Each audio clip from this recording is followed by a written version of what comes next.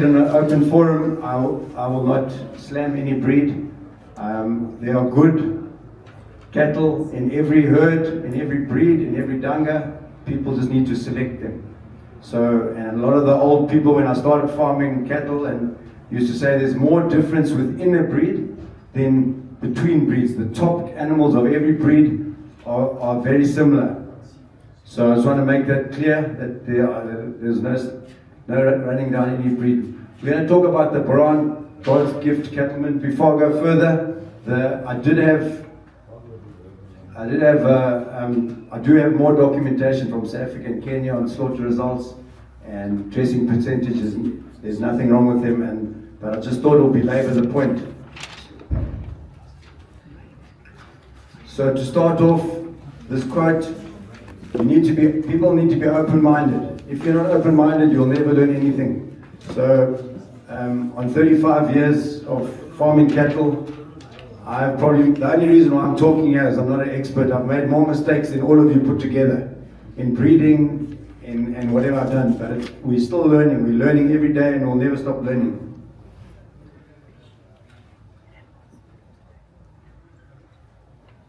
Skipped one, eh?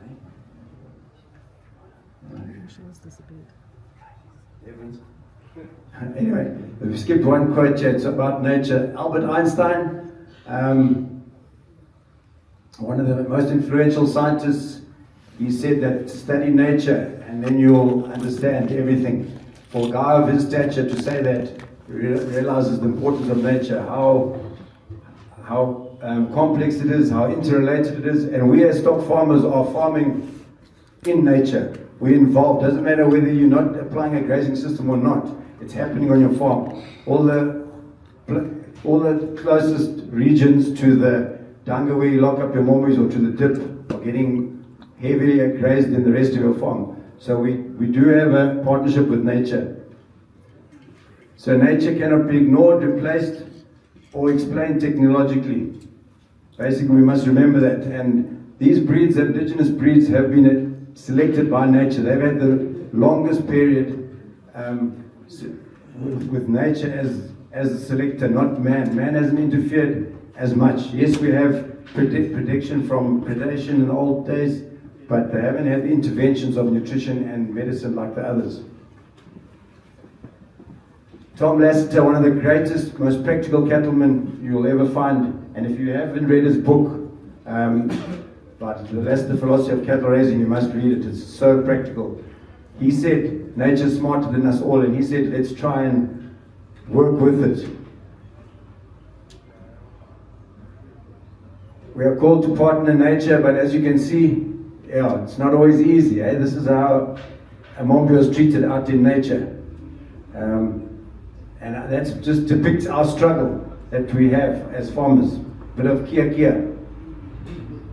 So what is production? Production is a function of stocking rate. Why do I say stocking rate? That is most important. If you have no mombies, you have nothing. You just have grazing. So for a lot of people who are starting and they're very lightly stocked, the biggest impact will be to up the stocking rate. However, once you're fully stocked or optimally stocked, then the next major factor that influences production is reproduction, fertility. And then growth is next, and below that is carcass quality, and then obviously your losses. Keep your losses down.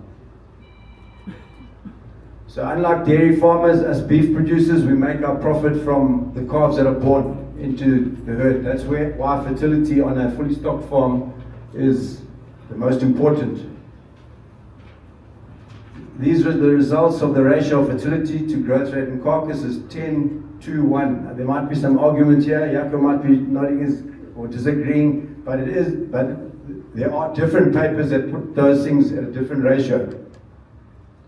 This means that fertility is 5 times more important than growth and 10 times more important than carcass quality. So remember that in everything you do. People want to give you a hard time about carcasses and all this, but it's really a very small percentage of your whole operation if you're a cow-calf producer. Fertility is also a function of body condition and hormonal balance. There's some beautiful adapted cattle with their calves. Body condition and hormonal balance are themselves a function of adaptability. And Jan Bonsma said that adaptability was more important because animals that were not adapted cannot produce. So much so that when they sent him to Texas to look at the Santa Gertrudis breed and copy it, the Santa Gertrudis was 5/8 Brahman and 3/8 Shorthorn.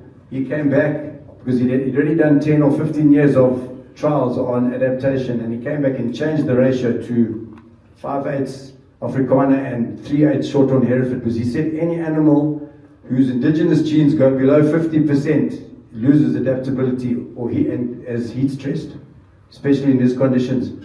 This cow, you may think, why has he put this cow up? Well, this cow, that's her AFC, that's her ICP, number of calves, and 8.8 years old. Might not be very great for Leanne's herd, but on my conditions, remember back to our context, my conditions, she had 30 contemporaries born in 2016. There are 5 left that have had 5 calves, the rest are gone. So she's the last, she's the one who's doing it best with me. Only highly adapted cattle can do reproduce on time every time. This is one of the cows that has done very well. Well, she's pretty, we're not worried about just that. Her bull is on sale here, it's one of her sons, but she's done very well. She's got a 396 ICP. So what is adaptability? It's a fitness, eh? And there we've got the same message again, but remember, at low costs, anyone can, if you very likely stock your farm, if you put a lot of input in, anyone can get 100% PD or close to. But we're talking at low cost, otherwise you're not selecting properly.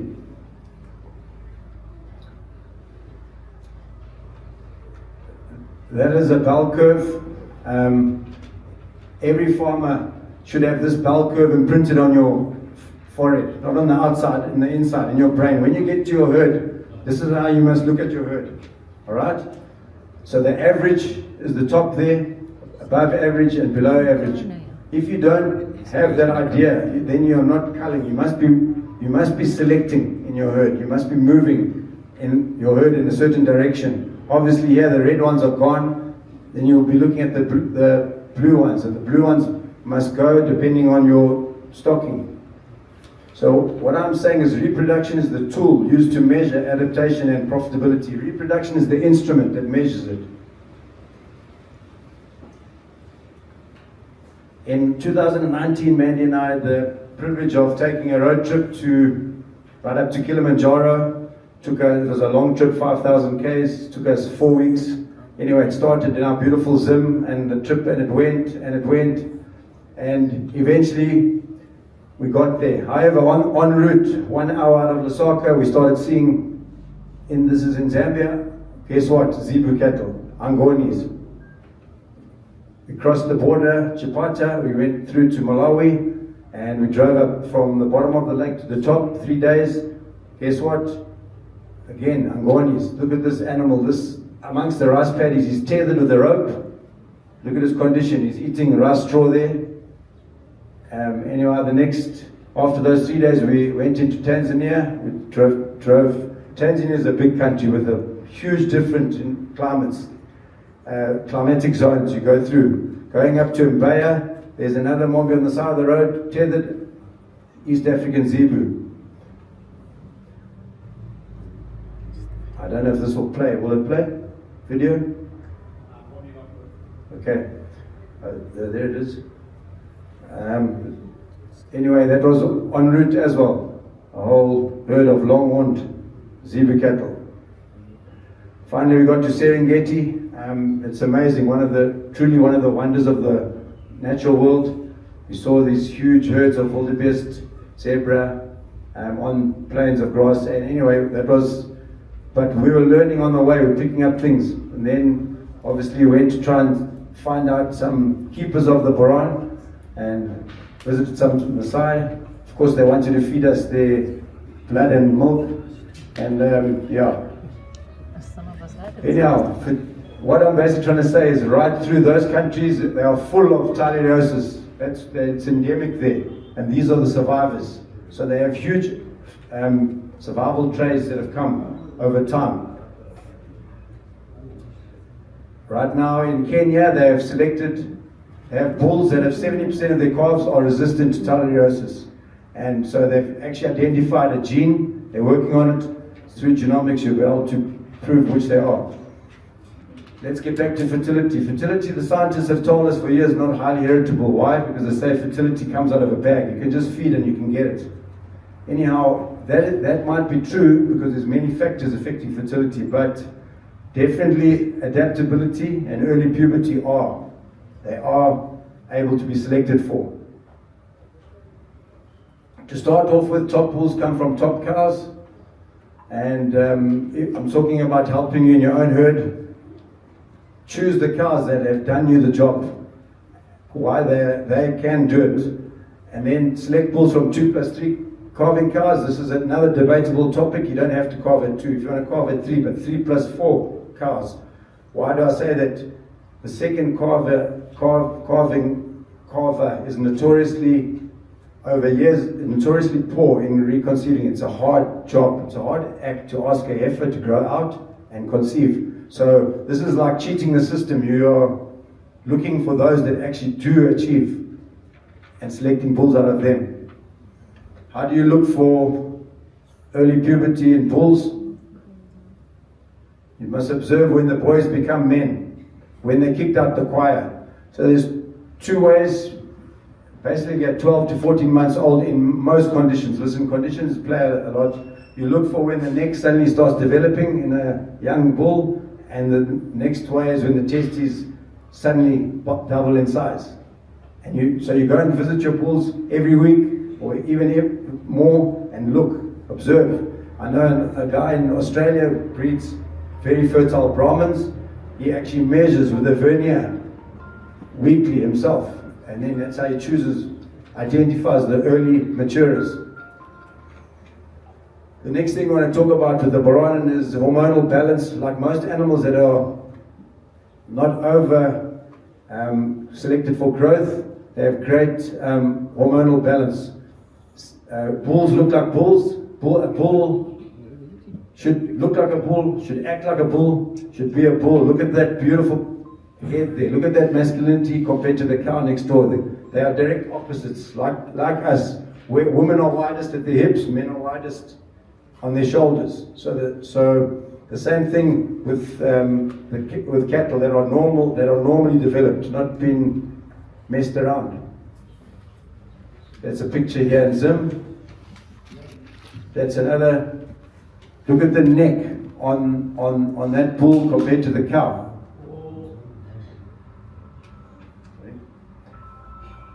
Same pair again.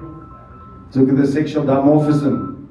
Alright, so that is a cow, a highly fertile cow, and that bull, also a very good bull, showing his masculine traits. There's another picture I took in Kenya. Highly masculine, highly feminine, next to each other, opposites. That bull's 10 years old, he's at 450 calves, natural service. This cow is 17 years old. That bull is also, let's say just his head was coming around the corner, you had no guessing that he's a bull. Also, the next thing I want you to remember is that sex hormones shut off bone growth. This was Jan Bonsma years ago. These 3 animals are all 12 years old. Alright? The animal on the extreme left was castrated at 6 months old. So bones kept growing. Look at his body shape. He looks like he's walking uphill. It's got a rising chine. Longest bones. The next animal was castrated at 2 years old, so he had 2 years of testosterone before it was removed, and the bull is at the end. But you hear people say, my bull's too short. Well, testosterone causes the bone stop growing. The earlier it kicks in, the earlier the bone stop growing. Right? This is my own example back in Jumbo.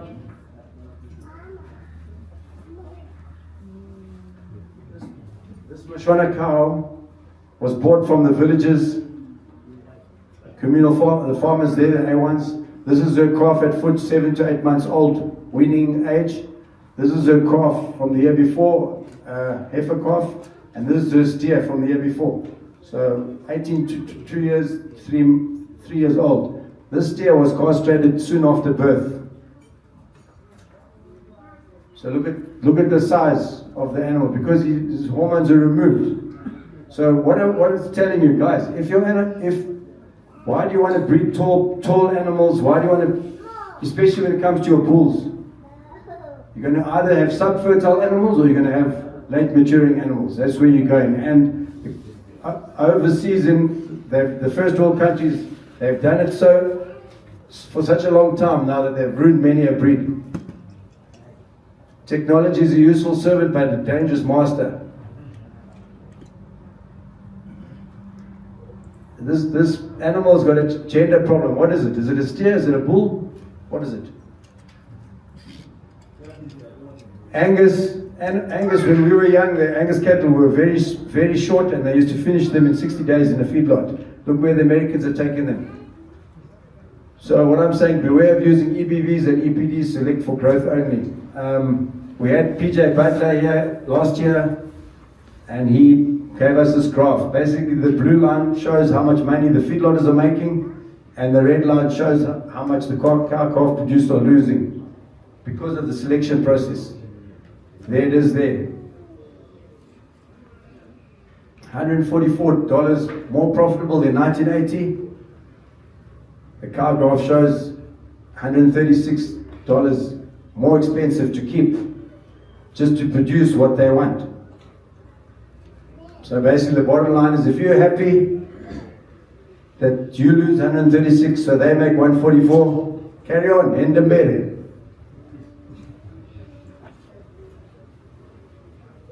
I'm using this. Peter Zenzi is a Namibian commercial farmer. He spoke recently before the Boran sale in Namibia a month or two ago. I want to reiterate, make sure everyone realizes he's not a Boran farmer. You don't have a Boran on his farm. He does the typical Namibian Simmental, Brahman cross, and a bit of Nguni. But he's kept excellent records.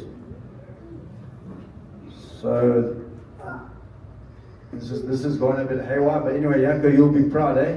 Good record. Stocking rate, 25 kg per hectare. Look how dry and hard it is in Namibia. 25 kg a hectare stocking rate, and they only get a production off that of 8.5 kg per hectare.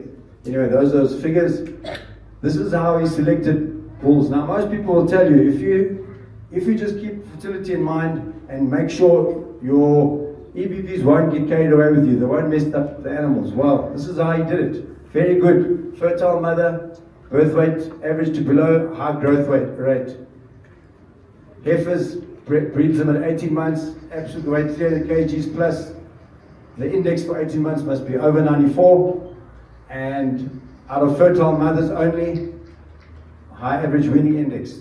There's cows, ICP close to 365, definitely below 400, okay? Weaning index of the calves, and at 10 years he kicks them out. These are good, solid selection criteria. Slaughter weight of his oxen, this is 22 years of data. Slaughter weight of his oxen have gone up 250 to 280 kgs.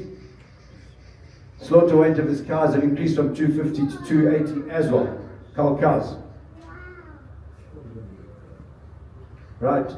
However, weaning ratio decreased from 48 to 42 with the increase in cow size. These are his figures. There's increase in cow size, there's efficiency against cow mass. 450 kg animals were at 119 efficient, 450 to 550, 106, 550 to about 550, 90. So what did he say at the end of his speech? He said to the Boran breeders, you are there where other breeds want to go. So I'm not telling you this to rest on your laurels. We've got a lot of selection to do on fertility and stuff. But don't go and chase all these figures and end up coming back. They are now reversing. They're all looking for smaller bulls, smaller birth weight bulls. That's a huge problem in the Boran breed. They all want low birth weight bulls. They've gone so big with growth that they're having calving problems. Let fertility decide which cow size fits best for your context. I can't tell you what's the best cow in Kuroi, in Mondoro, in Blanket, Darwindale. It's your context. And then you need to think about your marketing as well. All right? Remember the weighting, 10 to 2. Use the best scientific tools you can to select the bug, but monitor where you're going. Remember, bigger is not better. Kenneth Redman, this guy studied at the University of Colorado State. He measured 9,500 animals. 9,500 animals from one breed, so I presume it's Angus, but anyway, it didn't say, from Mexico to Canada. He was looking at what are the common shapes of cows that have calved 10 or 11 times in a row without skipping a year. That is huge. There's no one else who's measured 9,500 in the States. I think Bonsma has probably measured more than that in South Africa, but this is what he found. A bigger belly than herd average. She can eat and digest enough for 3 in a drought. What do people tell us? Your Borans are my tumbu, and they just got mimba, my tumbu. Look. A wider butt than herd average. Alright? And number 3, more slope from hook to pin. So all African breeds, indigenous breeds, are sloped. The overseas breeds are very flat. That slope gives you more width in the pelvis for calving. Here's some examples to show you. Look, this cow, look at the calf. It's not a pregnancy member. It's a factory harvesting grass. We are there to farm off grass. This cow, I took at Old Pegita. There's her calf lying in the grass. She's about to be locked up for predation. They lock them up at night. Finished grazing for the day. This is one of the cows that did very well for us at a Forester. So anyway, coming towards the end, what do you want to breed for, ladies and gentlemen? Choice is yours. You can breed for horns. There's lots of people who are breeding for horns these days. Go for it. You can breed for color, hides. Go for it. You can breed for beef. We got fat stock today. You'll see the products. You can be a stud breeder. But remember, stud breeding takes a lot of discipline, a lot of paperwork, but the choice is yours. In summary, selection for trays like birth weight, weaning weights, all growth are single tray selections. Take care when you select for them. If you select for reproduction and maintenance, it includes those crucial traits. It's balanced. What you need to do, don't select for milk, don't select for growth. Select against poor growth. Select against poor milk. I don't know if you understand the difference, but you select against it, not for it, because the animals that have not grown sufficiently will not calve on time. They'll be out. The animals that don't have enough milk, the animals that have too much milk won't reconceive. The animals that have too little, their progeny won't get the growth. The ability to maintain good body condition, Willem talked all about it, is not negotiable. That's one of the attributes of our breed. Adapted African genetics bring you low input costs. Many of the survival traits of the Boran add huge advantage, hence the name. See a bright future. Boran naturally carries the genes to counter environmental challenges. So as we look into the future, leave you some points. Work with nature. Select replacement animals in the environment where they will produce. Okay? The best animals for your farm are the ones you're going to breed. Emphasis should be on reproduction first and then production. And finally, enjoy the cattle you own. You have to enjoy what you do, enjoy the breed, enjoy the cattle. And maitabasa.